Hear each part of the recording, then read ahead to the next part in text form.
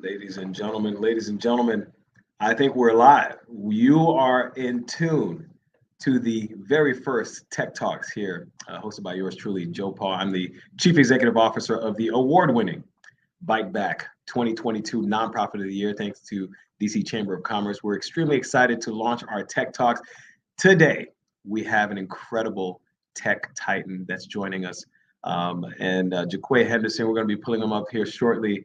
We're going to have a wonderful conversation, spend about 20, 30 minutes with you, kind of diving deep into tech, finding out a little bit more about Jaquay Henderson, SquarePeg Technologies, how you can have an equitable pathway into the digital economy. Again, as I mentioned, I'm Joe Paul, proudly serving as CEO of Byte Back. If you're not familiar with Byte Back mission is to bridge the digital divide, completely close the digital divide by introducing marginalized communities, historically excluded communities, under-resourced communities with an equitable pathway to the digital economy. And the way that we do that is through digital advocacy, digital literacy, and tech certification training. And so part of our Tech Talks is to really engage our audience and expose you to the opportunities that are out there. So without further ado, I want you to hear from our guest. This is Jaquay Henderson. And let's bring up Jaquay Henderson. Hey, there he is. Jaquay Henderson. How's it going, sir? Hey, good. I'm doing well, brother. Good to see your face, and Indeed. Always good to hear your voice. Indeed it is. Indeed it is. Well, first, thank you so much for agreeing. You and I both know very well how time is of the essence and every minute counts. And so I want to make sure that we leverage this time in our time together to talk a little bit about your journey, how you have embraced tech, the whole thing. I want to give folks a kind of a guide, a sneak peek into how you've been able to create this award-winning organization, SquarePeg Tech. And so first things first, Jaquay Henderson, welcome to Tech Talks. Thank you, sir. Fantastic. So thank you for inviting me. I'm excited. Of course. Really quickly, if you want to tell the folks who are not familiar with you, everybody should know who Jaquay Henderson is, CEO of SquarePeg Tech. But for those who don't know, let them know, who are you? All right. I am Jacquay Henderson, founder and CEO of SquarePeg Technologies. We are a data analytics, data science, artificial intelligence consulting firm that provides services to the federal government. We've been in business now for 8 years, and we help the national security and Department of Defense solve some of their most challenging issues, all revolving around data. It's mostly data type issues. There's some software things in there too, but it all starts with the data and it ends with the data with us. Fantastic. So we're going to start off with a softball question. All right. And the first thing is, why did you start SquarePeg Technologies? Because I'm sure, when you first started, you were in engineering, you had a couple of other opportunities that you had, but you landed with SquarePeg Technologies, and congratulations on celebrating 8 years. That's a heck of a milestone for any organization. But why SquarePeg Tech? How did we get here?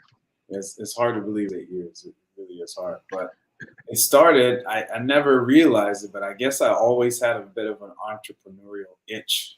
And I've always been the person who was willing to go the extra mile to do what it takes to get ahead, right? To get ahead and to do something special and to do something unique.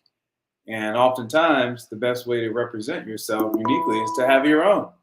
And that's ultimately what led to me starting SquarePeg, the opportunity to start my own and to be my own and to be able to express myself through my own company, through my own venue, through my own vehicles. And that's really what it started with. But then it bubbled into a few other things, more so realizing that, being an entrepreneur is one of the greatest professions in the world. It really is. If you're good at it, you really can make a pretty nice living for yourself if you learn how to manage your business and run your business effectively.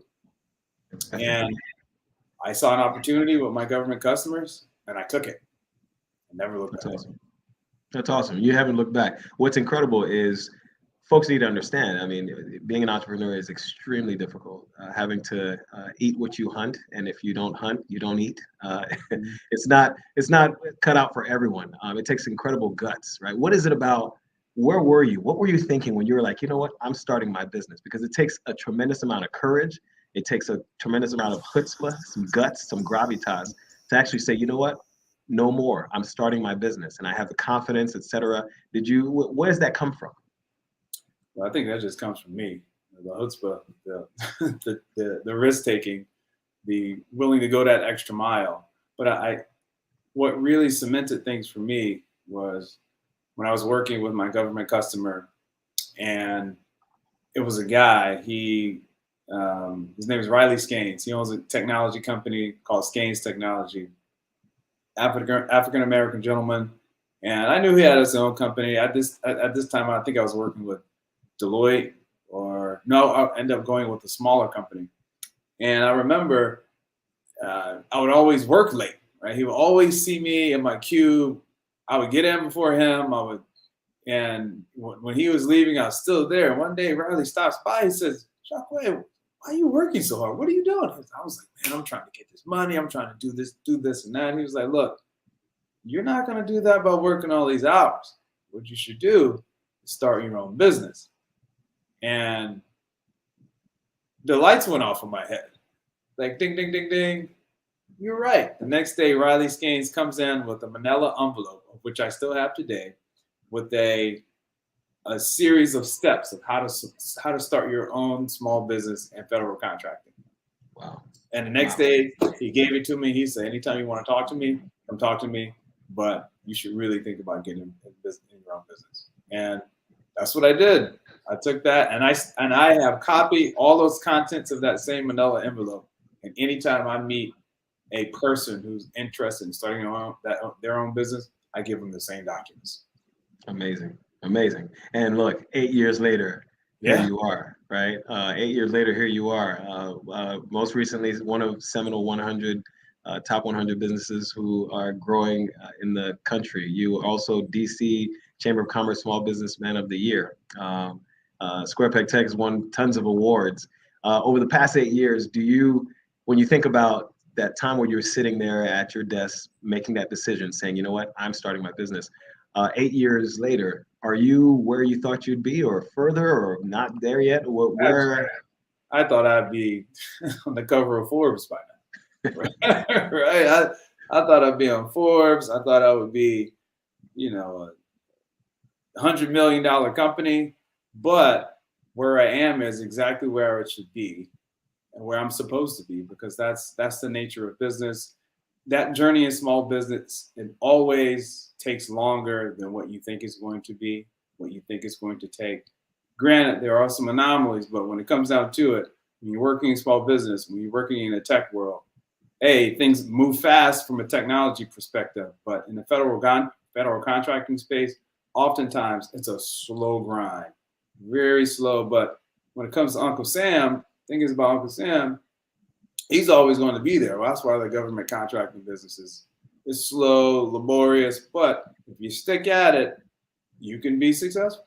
And I feel like in my own mind, we are successful, even though I'm not exactly where I wanted to be, but I still feel like, hey, look, I'm where I'm supposed to be right now. Completely agree. I mean, look, 8 years, the average company folds in less than 3. Byte Back's been around for 25. You're almost a decade old. I mean, you've passed all the humps that you're supposed to pass. I mean, success is imminent, right? Success is imminent. And I think some would argue that you're already successful. I mean, you've outlast a lot of other organizations who were doing the same thing, and some who started when you did, but they've faded away. So longevity has its place. Let's shift gears a little bit. Let's talk about diversity in tech, right? It's not lost on me that, I, as a Black male CEO, there are very few of us. As a Black male CEO and founder, there are very few of you. Less than 3% of senior leaders in industry identify as Black, Latinx, or Native American. So, right, we're anomalies, if you will. Now, one thing that I think is important is to kind of talk about how we can prepare a more diverse workforce that can easily enter tech, right? What do you think that we need to do when we're thinking about preparing people who traditionally wouldn't have a path to tech, right? Where you're an African American CEO, there aren't too many African American male tech CEOs in the country. It's not even a thing, right? You're an anomalous. How can we change that exception to a norm? How can we get more folks into this space? Well, I don't want to oversimplify it, but if you don't know, you don't know, right? So that means education and starting people early, right? When you look at our global competitors, some of them are pushing their kids, their children's down these technology paths a lot sooner than the United States. The United States obviously is a very diverse country with all types of interests for different people.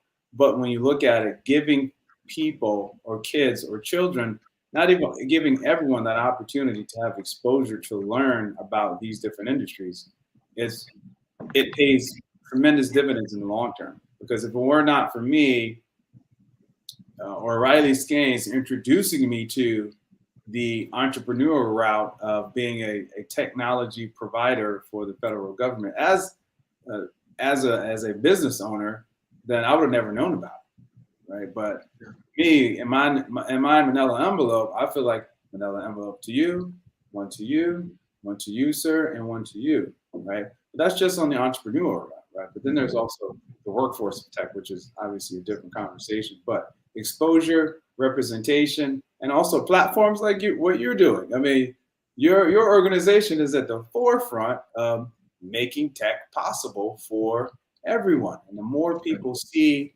folks like you and I pushing tech, talking tech, the more likely it is that you'll see those same folks come behind us some years later and step on the stage, and you and I will be like proud old guys. I remember that guy. That's a great feeling. Lady, I remember that person. Let's go with that. Absolutely. No, you're absolutely right. You're absolutely right. One of the things that at Byte Back we do, and especially through these mediums like Tech Talks, is expose our scholars and alums to what's possible.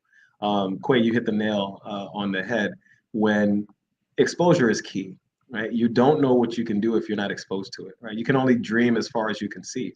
And so exposing folks to the opportunities that exist is critical. A part of the presentation that we have to our scholars and alums is we say, look, A+ is one of the certifications that you can acquire here at Byte Back. Now, here's what a salary looks like once you complete these trainings. You can make 60, 70, 80,000, $100,000 a year.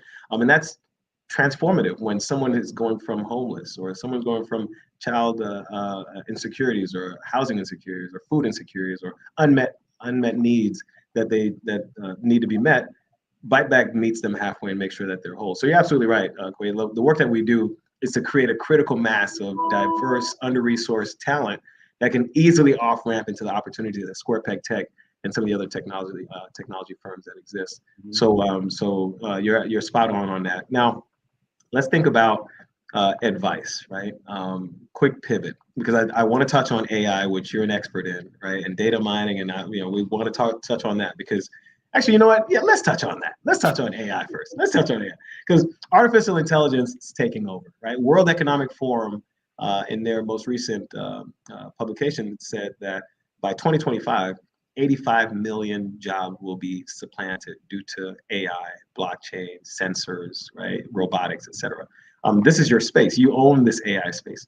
When we think about artificial intelligence, can you talk to the team and everyone else who's listening? How is AI affecting the world? Now, it's not in a negative way, right? It's not all negative, right? Sure, it's replacing people's jobs. However, this fourth industrial revolution is increasing it's creating about 95 million jobs, 95 million new jobs. So AI is actually good, but talk to us about AI. How is it affecting the future? What's Square Peg Tech? What's your take on AI and how we can leverage AI to participate in tech?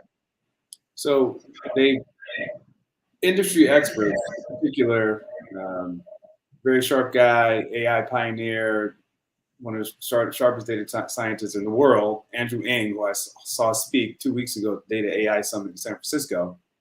He equated AI to being the next electricity.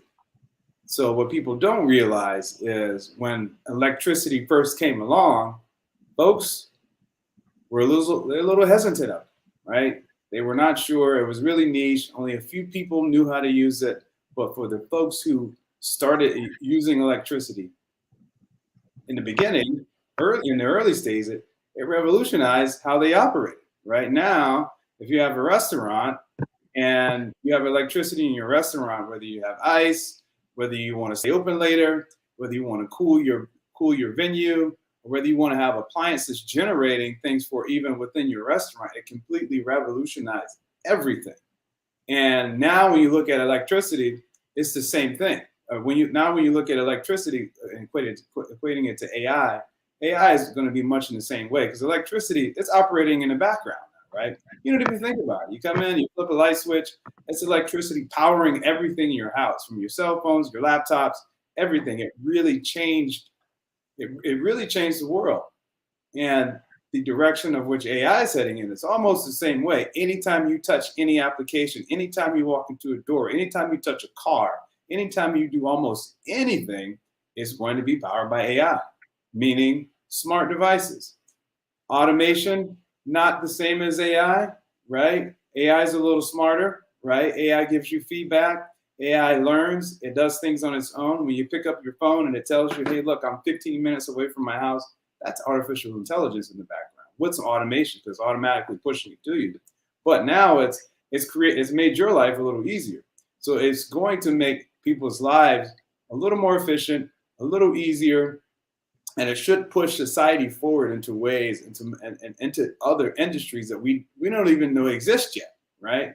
Because as AI phases things out, humanity, people as we are resilient, we're smart, and we have a knack for figuring out the next phase of life. AI is going to take us there too. It's fantastic. That's mind-blowing stuff. When you think about AI and how it's literally changing how we do things. But the goal for artificial intelligence is to improve how we do things, right? It's not to serve as an impediment, but to improve how we do things. If you're doing one thing, it should simplify it or make it a lot easier for you to do certain things. Sticking with AI, when you think about certifications at Byte Back, we're hyper focused on A+, right? For CompTIA A+ certification when we introduce folks to tech. We have digital literacy, which is our bread and butter, making sure that people are even digitally literate and going a step further, literate, to participate in our programs.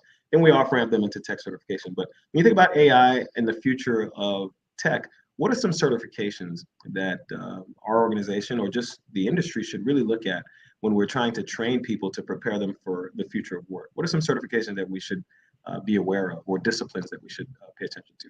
So in terms of disciplines, the key, I won't say the key, one really important discipline for Square Peg Tech is data engineering, right? So we've shifted from a machine learning AI world, right? It used to be you have some data and you spend all of your time working on a machine learning model, right? You spend all your time trying to fix the model, trying to make the model smart, trying to make the model do what you want. Predict something that's happening on your cell phone, right? But the industry is starting to change now.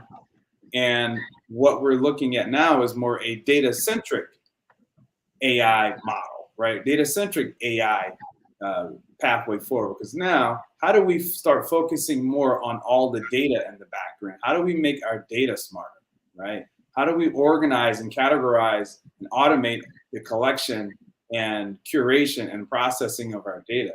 You can even think about when you open your, I don't know, my Gmail box is flooded with spam. When you think about how much data you have coming from your emails to your cell phones, everything that's happening on the television, all of these things are different data points that are coming at you.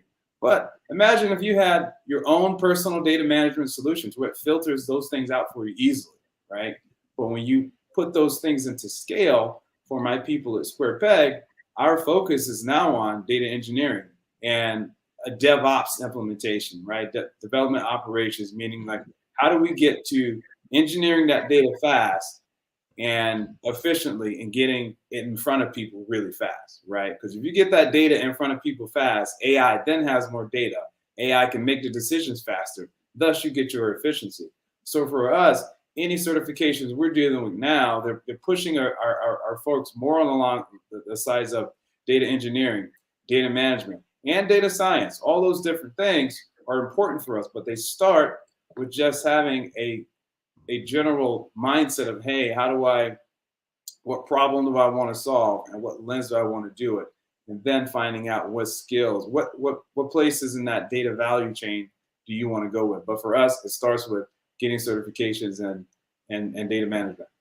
That's fantastic. At Byte Back, we're a learning organization. We believe in making data-driven decisions. We believe in making informed decisions. And so my question for you, while we're sticking with data, and we want to also, audience, we have about 9 minutes left in our amazing conversation. I know time flies when you're having fun. But if you have any questions that you want us to answer live, please feel free to drop it in the chat, and we will get to as many as possible. Jacquay, thinking about data, why is data important? Well, data are everything, right? Everything is captured in a data point. We all are data points in this world. And everything that we are doing, everything that we are pushing towards, it starts with the collection, the curation, the automation, and the publishing of data. There's different ways to get it. And it's hard to wrap, it really is hard to wrap our minds around how much data is out there and what it can do for us. And some of the bad sides of it too, but I feel like that's a whole nother tech talk about some of the good side of data and AI, and then there's the not so good side too. Mm-hmm. Like with everything else, right? You have good and bad with everything else. Right. Here's a question, because I know you have this business for 8 years. You're extremely driven. You're up early, go to sleep late, etc.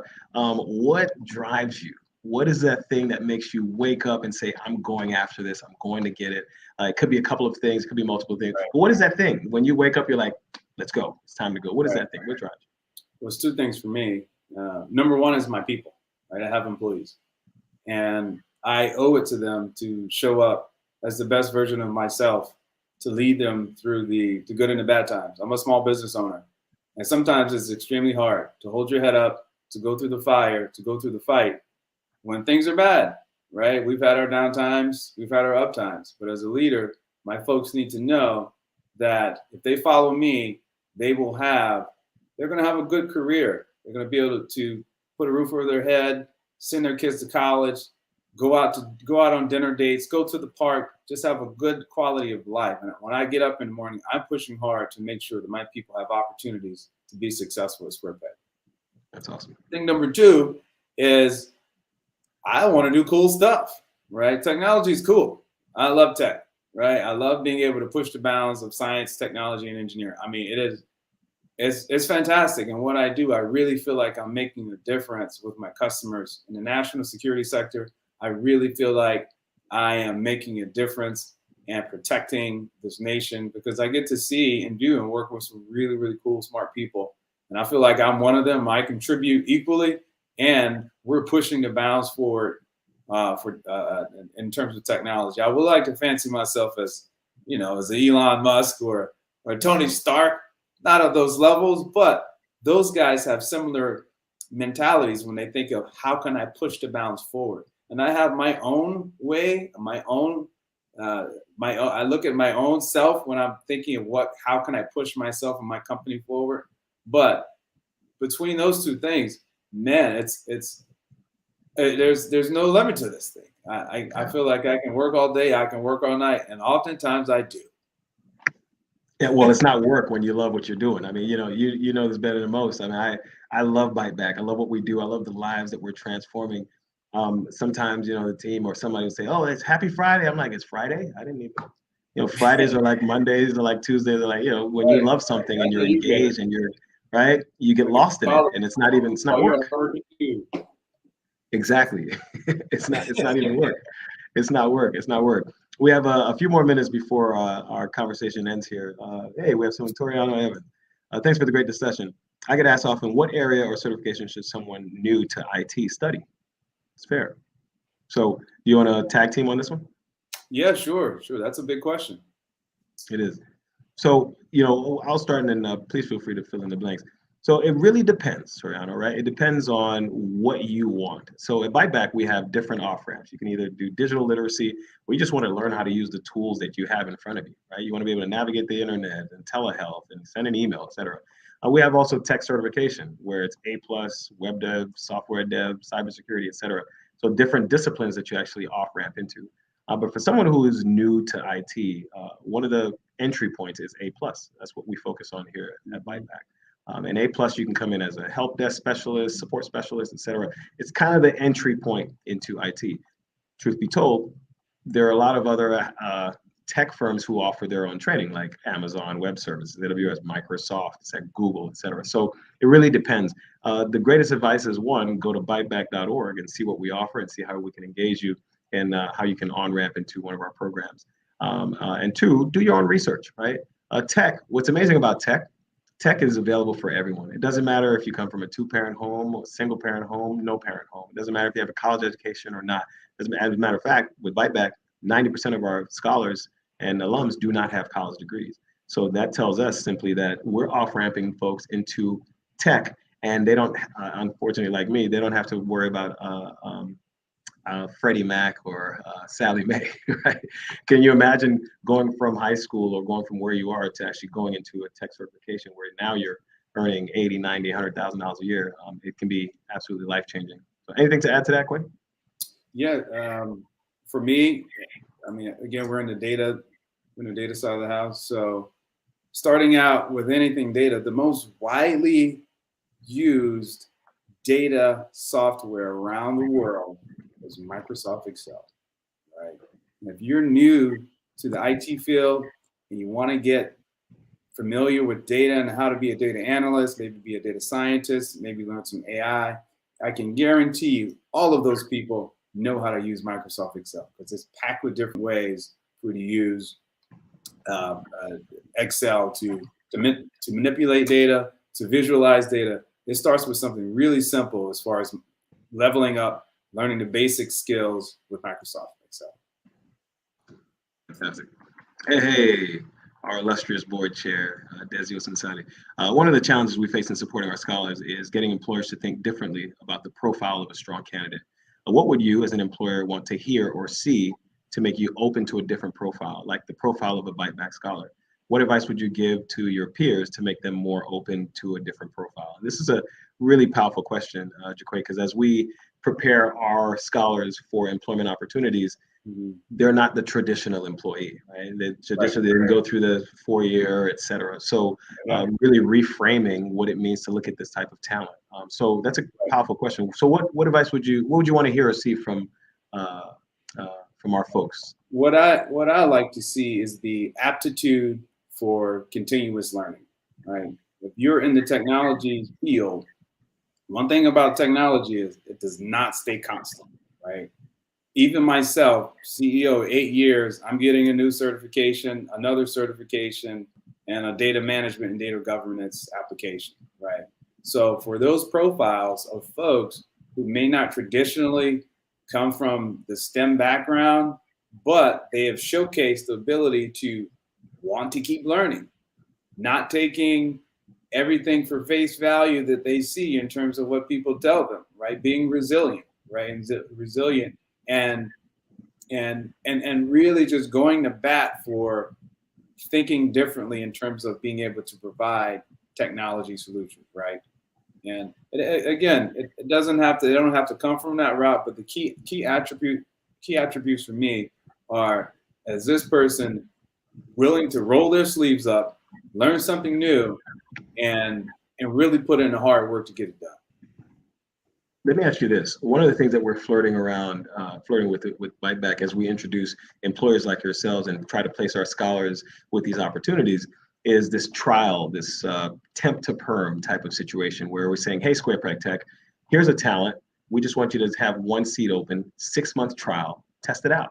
If it works out, you extend the offer. If it doesn't, we find another scholar to fill in that 6-month gap. So every 6 months, you kind of evaluating until you find what you're looking for. Our goal, obviously, is you get that 6 months and we prepare our scholars to where they get the offer at the end of the 6 months. So would employers be amenable to that type of process, or is it palatable? Would you accept something where we have an agreement where, hey, first 6 months scholar, if it works out, extension. If it doesn't, we get another one in there. Well, I would say potentially, right? It could work, right? But the trick is for me is I'm consulting for the federal government, right? So when I put people in front of my government customers, they need to be ready to rock and roll, right? But if they're a junior person, that's fine. We have development programs, mentorship programs. I think the key is keeping in touch with those people, right? Making sure that you continue to mature them as a working professional, right? Because when you put them in front of a client, it's different, right? It really is different with client facing, and honestly, you don't have a ton of time for a bunch of errors, right? So being slow and deliberate when you put those people out there and making sure that they're ready, and because sometimes you'll get folks, they'll get a little bit over their head, or they may oversell their skills. I've had those people too. And I've had the government have to walk them out of the building. And what you don't want is that to happen to any of your people ever. And that starts with expectations, having a defined list of expectations and starting small and keeping in contact with them. Mentorship is a big thing for us here at SquarePeg.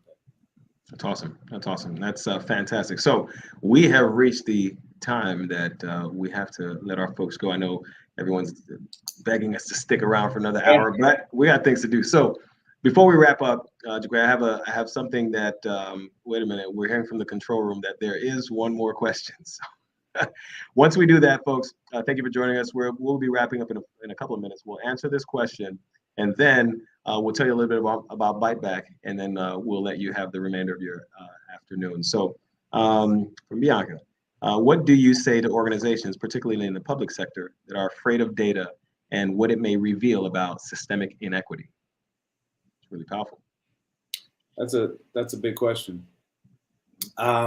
I say that they're losing their battle. Whatever organization it is, they're not positioning themselves to be a preeminent leader in whatever industry that they're in, right? Because if they're not willing to showcase some of their data that may or may not be, it may not tell you what you want to hear, right? But if they're not really listening to their data and aligning it to industry, and industry is shifting away from discrimination, systemic racism. Industry is shifting away from that. And when you add the fact that everyone is starting to use data now, so if you're not listening to your data, you're not paying attention to industry. So whoever's in charge of that organization, I would encourage them to take a look at themselves real hard and figure out where they want to be next in their lives. Because I can guarantee you, in a few years, they will not have that same position that they're in now. Yeah, absolutely right. You're spot on. I mean, data really, I always say men lie, women lie, numbers don't, right? And so the data tells you a good story. And if you're not relying on that to make an informed decision, then you're going to fade out like the rest of the organizations who don't rely on big data. That's it. Rock and roll. So we've reached the end of our conversation. I have a slide I want to share, but before we do that, Jacquay, I want to give you the final word. Any advice that you have for our scholars, alums, anyone who's listening who are interested in either starting a business or even actually trying to find a pathway into tech? Any advice that you have for our audience? Sure.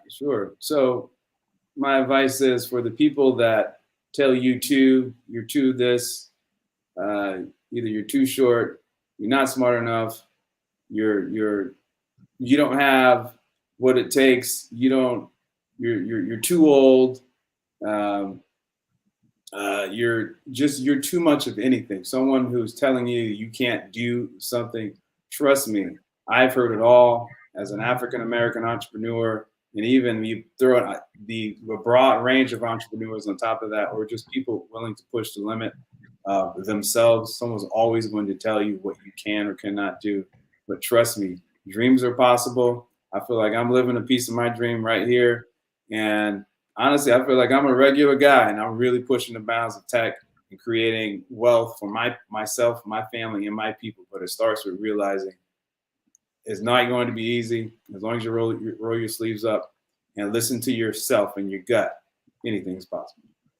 Jacquay Henderson, ladies and gentlemen, the CEO of SquarePeg Technologies. We thank you for giving us a portion of your time today. You've added tremendous value to our audience. We definitely will lean on you again and your expertise. We sincerely thank you. So on behalf of Byte Back and the thousands of people that we serve over the past 25 years, we say thank you, Jaquay Henderson. Thank you, sir. It was a pleasure. You bet. Ladies and gentlemen, before we leave, I'd be remiss if I didn't give you an opportunity to engage with Byte Back. And here are some of the ways that you can do it. Number one, you can There we go, right? You can hire our top talent, right? We have tons of folks that we're working with. We call them stars, the skills that are acquired through alternative routes. They're scholars and they're stars. Hire our top talent. You can donate your time, talent, and your treasure. And if you take your phone out and you put it over the screen, you should be able to scan that QR code. It's going to give you an opportunity to engage with Byte Back and also to volunteer as a mentor or a mock interviewer. You can volunteer as a guest lecturer or digital coach. You can influence our curriculum like CEOs like Square Peg Tech does. You can join our board or our next gen council. And you can also scan that to give to Byte Back. So, ladies and gentlemen, on behalf of Byte Back, the 2022 Nonprofit of the Year, I'm Joe Paul, CEO, proudly serving the communities of DC, Maryland, Virginia. If you need anything, Byte Back is where you can find it. We'll be hosting our Tech Talks once a month. We'll see you at the next one. Thank you so much for joining us. Thank you for your support of Byte Back. Take care.